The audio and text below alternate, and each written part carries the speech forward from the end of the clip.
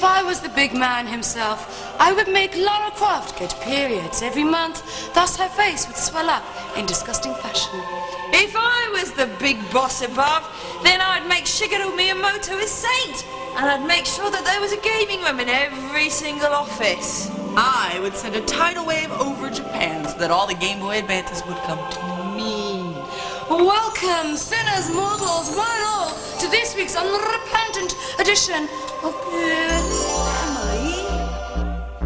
On tonight's show, we'll be fiddling with the creator, that is the PlayStation's MTV Music Generator.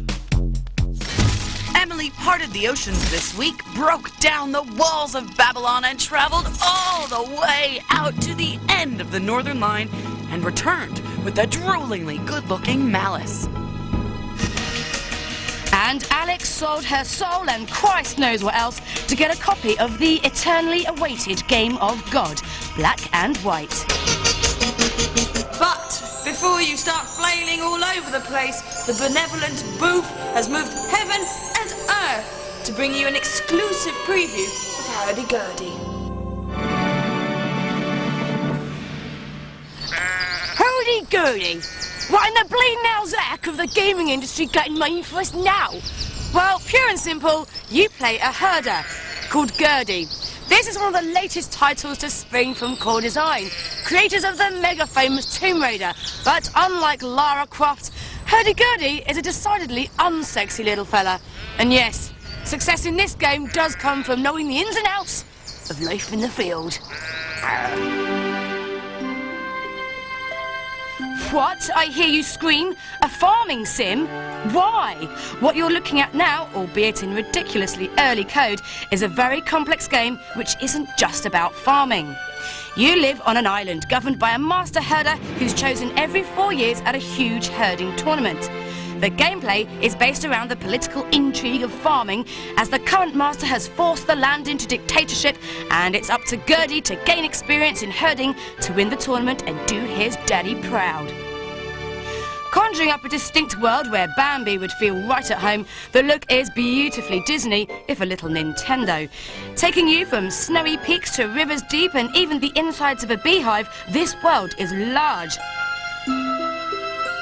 But what's more impressive is how the behaviour of each individual species affects the way you herd them. Okay, this is where the animal kingdom gets political. So far, you've got to deal with dupes, bleeps, grumps and grimps. Oh, bless them. And when they get together, it's more explosive than an episode of Celebrity Big Brother. Take, for example, the grumps, big bears that love the taste of dupes but wet their pants at the sight of water. Dupes can't swim but are happy to float, so leading them downstream will take them where you want to go and keep the grumps off your back. You can also distract the grumps by setting the grimps onto them, the little black gremlin types who get a real buzz out of annoying the grumps. Confused? It's just a matter of learning to be diplomatic and getting inside the mentality of the species. As you progress, you'll witness Gerdy himself visually change as he matures from a naive little hick into a master herder. With a whole cartoon world to get the animal inside you wagging his tail, this is a wet dream worthy of Rolf Harris.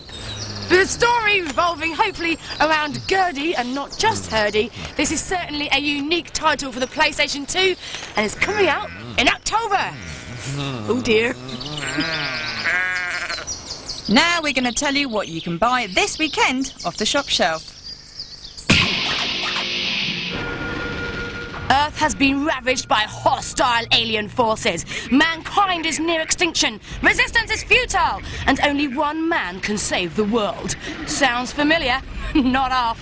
But if you fancy being the one to save the poor ickle human beings from turning into soulless bitch boy drones, C12 is the one for you and your PlayStation now. Scotty to bridge, Scotty to bridge. The integrity of the Federation is in danger from the Borg, the Romulans, the Dominion. She can't take it, Captain. But never fear, Starfleet researchers have come up with a bit of futuristic holographic camouflage and an elite squad of bright young rookies, the Away Team, who can reach parts other forces can't get to. So it'll be all right in the end, Captain. Frag-a-doodle-doo, baby! It's Quake 3 Revolution! EA have teamed up with Bullfrog to bring you this souped-up version for the PlayStation 2. Hence, you get to frag Horny from Dungeon Keeper with your big fucking gun. If you think you're hard enough, that is. From single player to chaotic 4-fragger split-screen orgies, you can frag till you're dizzy.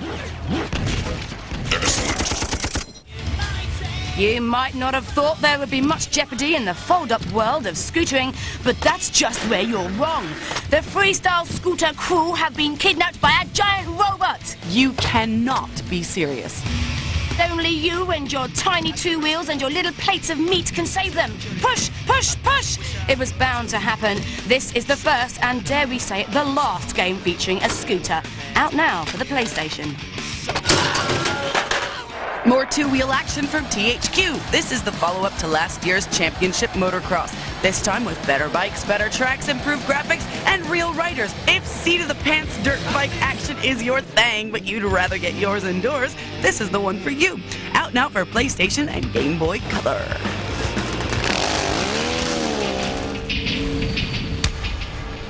Xbox has been showing off its launch titles at GameStop 2001. Microsoft will be publishing 8 titles themselves. And it looks like they've got something for everyone. Oh, then, sports jockey sluts can rejoice with NFL Fever 2002. While American football might hold limited appeal in the UK, amped freestyle snowboarding has you adrenaline junkies pulling off insane tricks for maximum virtual publicity. Petrol heads can also start getting high because Bizarre Creations developers of Metropolis Street Racer are bringing out their four-wheeler frenzy on the Xbox. Codenamed Project Gotham, this looks like it might just be another bigger, better-looking version of MSR itself. Action platform adventurers, there's also plenty for you too. Most notably, Munch's Odyssey as expected, and sci-fi shooter Halo. But that's not all. Expect the deeply magical Azuric Rise of Parathea and the enigmatic Nightcaster. Multiplayer action has been focused on as well. Microsoft are bringing out their own futuristic street sport minigame-tastic Fusion Frenzy. Strangely familiar title, that. Bedroom developers ahoy! If you missed out on the home dev kit from Sony for the PlayStation, then start thanking your lucky hardware now, because Dark Basic is coming to your PC. For $39.99, you can now buy this software programming language that promises to get everyone writing games together. Apparently, with just a little application, lots of enthusiasm and imagination, the world of games development and riches is at your fingertips. And finally, on to cheerier news from the half-dead Dreamcast to half-naked ladies. Shooting on the Resident Evil film has just begun, so you can expect a flood of pictures featuring scantily clad women toting big guns to land on a web near you. Michelle Rodriguez and Mila Jovovich lead a crack team of scientists going out there to stop a deadly virus from spreading everywhere. Could this be Girls with Guns' ideal opportunity to up their circulation? Bedroom DJs are doing it for themselves. Move over, Sanchez, out my way, Okie, because there's a new talent in town, and it's going to be massive. Thank you, Jester Interactive, for giving me your new music creation sim, the MTV Music Generator 2.0 on the PlayStation 2. Some of you may have bought the original music sims on the PlayStation 1 and boogied hard in your bedrooms to your own creations. Well, now you can do it considerably better with the double power of number 2. Expect more sounds, more effects, more memory, and multiple interfaces to suit you. If you're feeling like an old school groovester, you could go for the hi-fi look. Or if you take yourself that much more seriously, you might want to try the minimalist MTV style. You don't have to be a musical genius either to lay down a proper track. After mucho toing and froing, I finally had the hang of it. 20 minutes later, I had a wicked tune going. If you like to think of yourself as a bit of a mixmaster Mike, you'll be chuffed to hear that the game allows you to use all 48 of the PlayStation 2's audio tracks. You can create from and edit the stock library of drum beats, bass lines, melodies, pads, percussions and vocal riffs. Or you can get busy with some sampling with a USB external sampler and microphone that lets you put any sounds into your tunes. The original 2 music games didn't really grab me, but this one is well easy to use. Just you wait till I get my hands on the mic. Then I'm going to be emceeing over the top. It's going to be a case of ready, ready, right, everybody, let's go out tonight. Get on your bike, yeah. Okay, so M's music's crap and you'll be glad to know there's no album deal. But here's a slightly better tune sent in by Kenwa. Well, they'll be sorry when my tune is #1 on Radio 1, A9, P9. Yes, yes, yes, yes, yes. Oh. Can you feel it? Hear ye! If you want to find out about being a rock god like us, then head to our website at forlater.com/. That's it. Oh yes, oh yes, oh yes, oh yes, oh yes, oh yes, oh yes, oh yes. No, lad!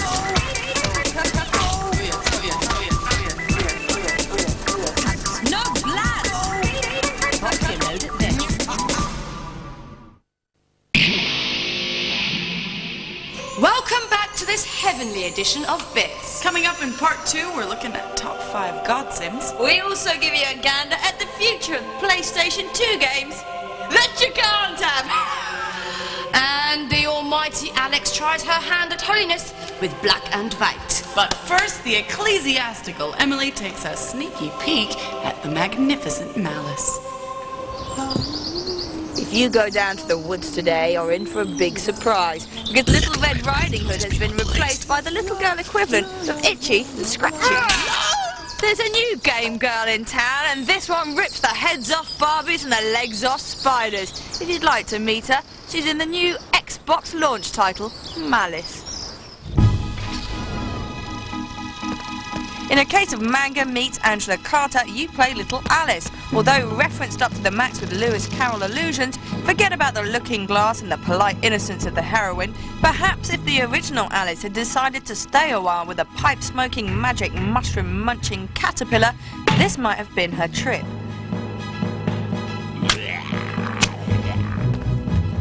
In the game, Alice wakes up in the afterlife, surrounded by the dearly departed whose death she's responsible for.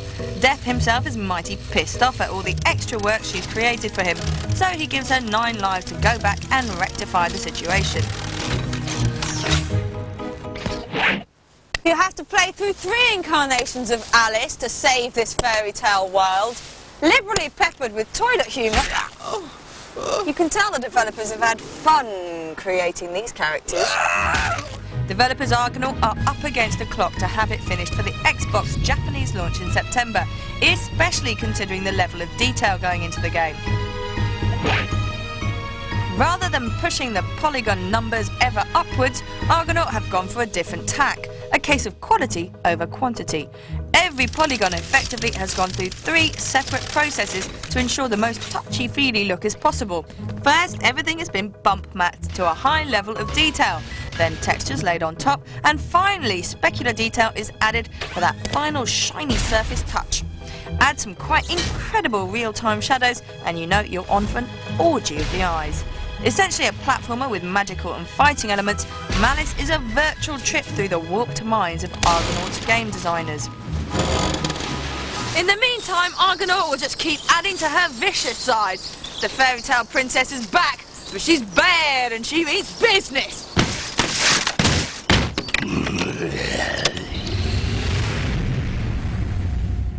Power, greed, corruption. You are weak and you want it. But because of your consciences, most of you lily-livered piles of feces don't even bother. But you can have more, much more, and you don't need to fork out buttloads of dough to a motivational speaker to give your ego a blowjob. No, give yourself this omnipotence workout with our top 5 power sims. And kiss my lily-white butt, you pus-infested boils on the ass of humanity. It was a revolution when it arrived. SimCity exponentially increased the computer game playing population by grabbing hold of the middle management in their off hours. No longer did they have to take orders from some faithless, cruel and downright evil boss. They could take over the town and wreak as much havoc as they wanted. Oh, and power did feel good. But if grand sweeping gestures weren't really your thing, The Sims is the game for the power-hungry with a taste for the minutiae of life. Forget trashing whole cities. This is more about putting out the trash, getting your little people to make a cup of tea, have a bath and invite the neighbours round for a barbecue. The Sims arrived for our interactive soap opera pleasure last year. If you think animals are much nicer than people, you can hatch, breed, teach, and coddle generation after generation of creatures called Norns. Laugh as they have their first poo, cry with pride as they speak their first words. With the most advanced AI in a game, even by today's standards, you're not so much controlling them, but watching them grow. Or killing them off if you get bored with them.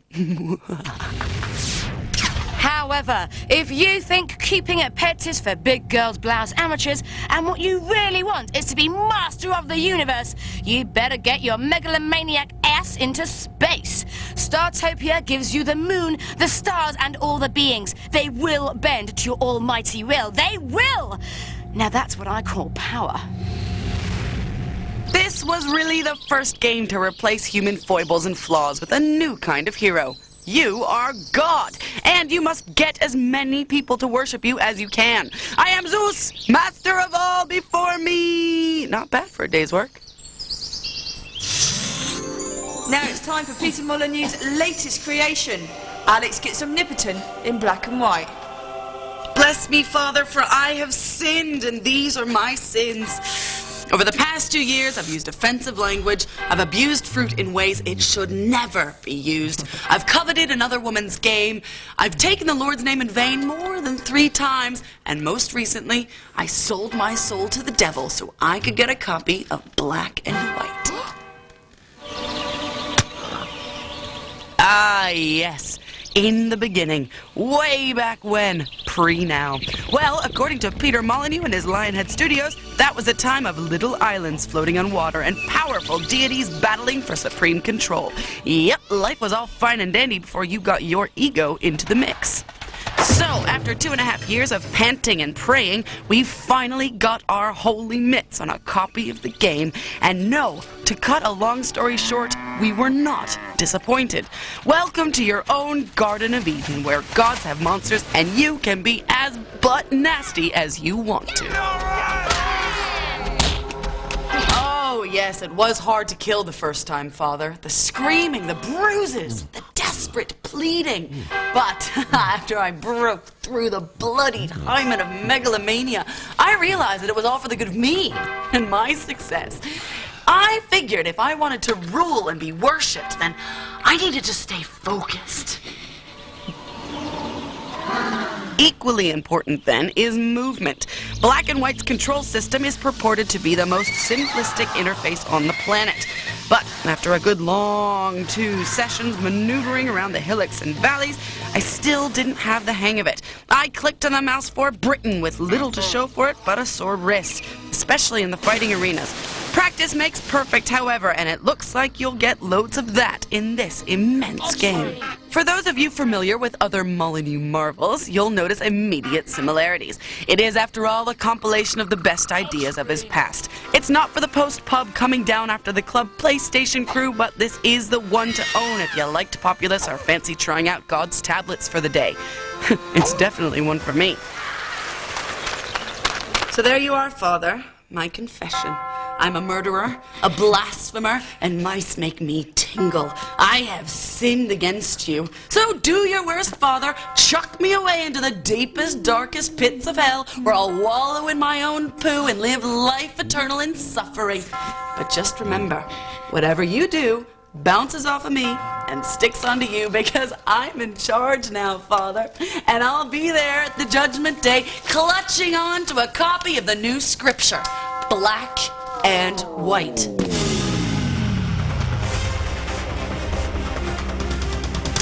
It was a black Christmas for all things Sony last year. What with the rushed, premature, ejaculatory feel of the messy PlayStation 2 launch. But it seems as if they're coming up trumps now with games like Zone of the Enders. But there's a whole bunch of titles that we think should have come out at launch last year, but we've had to wait until Christmas 2001 for.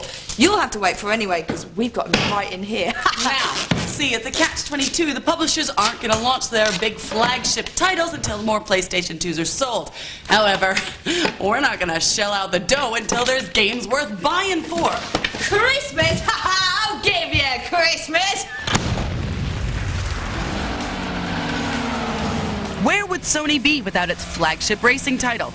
Well, waiting for a trip onto PlayStation 2s come December is this fine-looking version of the Master Tailpiper.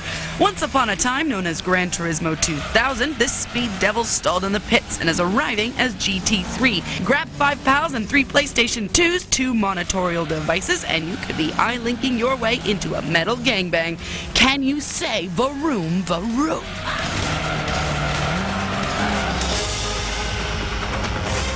It took Hideo Kojima 8 years to create the original Solid Snake story on the PlayStation, so we really shouldn't be complaining that Metal Gear Solid 2 has taken a mere 4 years to complete. And it looks like it's been well worth the wait. The return of the sneak 'em up won't be upon us until November later this year, but by the time it hits our PlayStation 2s, it'll be making rather a big noise for such a stealthy game. Developers Psygnosis are being particularly cautious about this 4th game in the lucrative series, Wipeout Fusion. This was the series that trendified the PlayStation as hordes of gurning ravers marvelled at the speeding graphics and euphoric beats, courtesy of DJ Sasha. Now the popular anti-gravity racing game has been rebuilt block by block from the ground up to comply with PlayStation 2's new hardware. Whoa, steady on. You might pull a whitey with this one. Nope, you're not going to get your mitts on any of these beauties unless you're a big-time sinner and have sold your soul to the devil. However, if God is on your side, then tonight you can go away with a handy-dandy portable PS1 and an LCD screen, courtesy of Wild Thing. Yes, it's competition time! All you gotta do is pray a little, say 10 Hail Marys and as your father, and answer this question. Beelzebub's a banging on the door, Death's doing the funky chicken in the kitchen, and the 4 horses of the apocalypse are shitting all over the garden and eating the lawn. But where shall we 3 meet again? Burn us or bathe us, what we want you to do is describe the most delicious gaming heaven and the most unbearable gaming hell. Leave us in purgatory and you lose. Lead us into temptation and deliver us to evil, and you shall rise up to the status of the one with the PS1 and the screen. Send your answers or any little bitchy things you'd like to say till the Lord strikes you down, because we sure as hell ain't gonna be listening, to our website at www.falllater.com/bits.